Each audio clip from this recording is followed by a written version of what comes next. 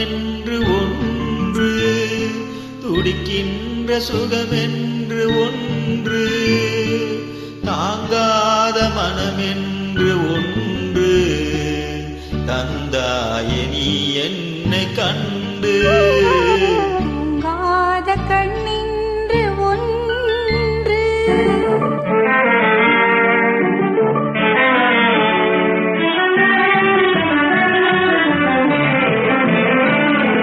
முற்றாத இரவொன்றில் நான் பாட, முடியாத கதையொன்று நீ பேச. முற்றாத இரவொன்று